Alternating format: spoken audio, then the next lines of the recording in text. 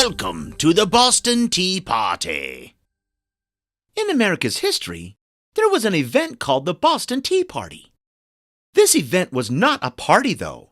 It was a major protest that ended up starting a war.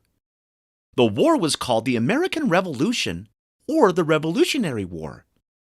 It was between the American colonists and the British government and took place in 1775. The war lasted 8 years.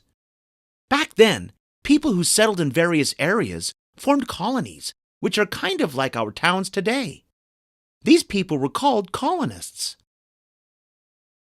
During that time, the American colonists had to pay a lot of taxes to the British, who ruled over them. Today, we pay taxes too. Our taxes go to pay for things like schools, hospitals, roads, and libraries. Not everyone likes paying taxes, but most people understand that some taxes are necessary.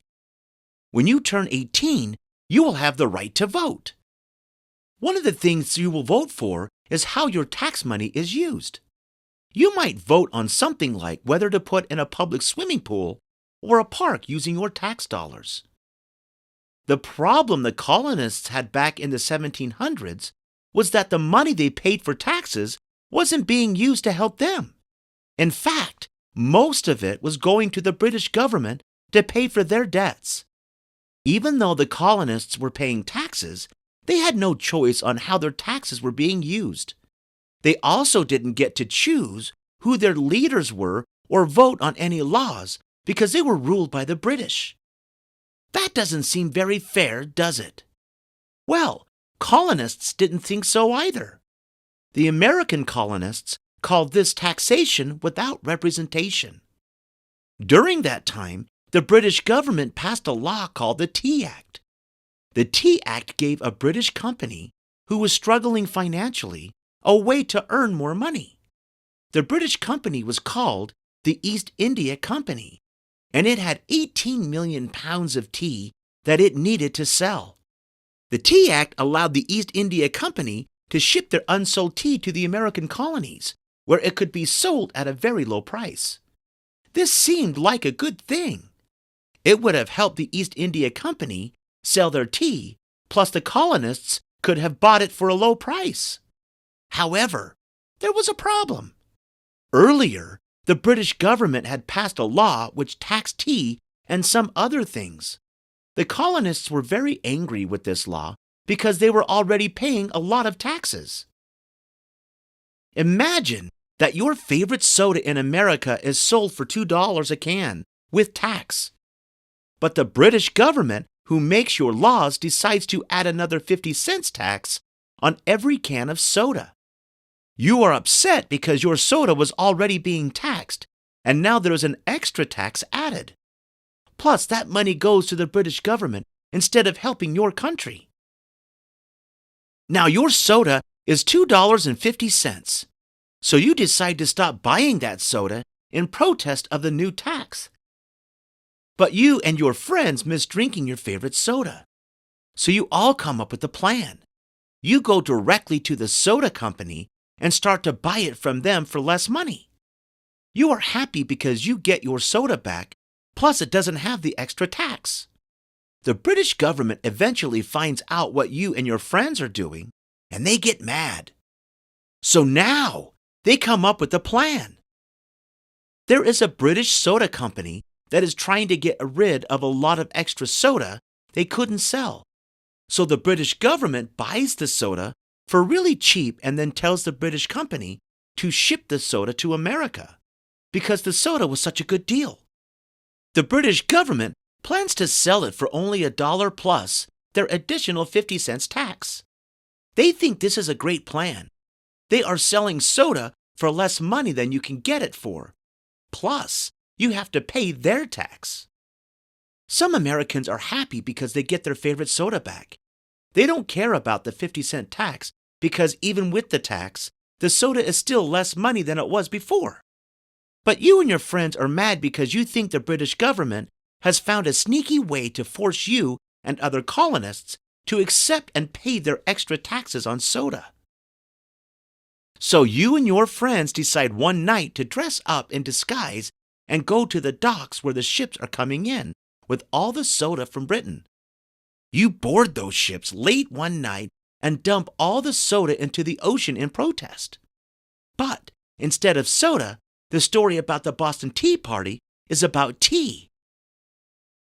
The tea from the East India Tea Company was sent on ships to America to seaports in Philadelphia, New York, Charleston, Annapolis, and Boston.